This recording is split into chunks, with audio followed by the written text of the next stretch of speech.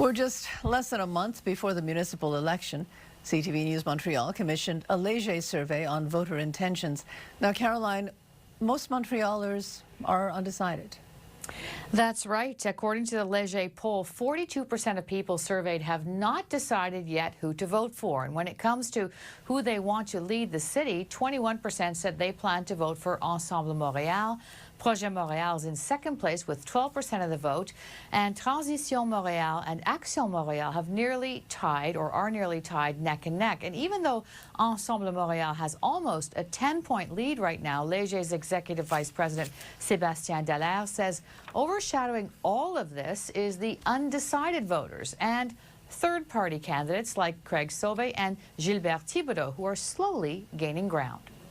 Soraya Martinez Ferrada is ahead in the polls, but we see that none of the candidates have really managed to really grab headlines and really carve their territory for the campaign. Voters haven't really made up their choice, and none of the parties are really also pulling away in terms of the key issues in the campaign, with people's views on who is best positioned to deal with select key issues is pretty much aligned with voting intentions. So it really tells us that voters have difficulty parsing out who stands for what on a lot of issues. And Caroline, the poll also looked at municipal initiatives, for example, bike paths, safe consumption sites.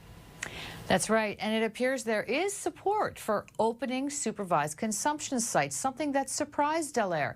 46% said that opening supervised drug consumption sites was a good idea, but when it comes to continuing to invest in and expand the bike path network, well, that's an issue that has divided Montreal residents, and 56% said that was a bad idea.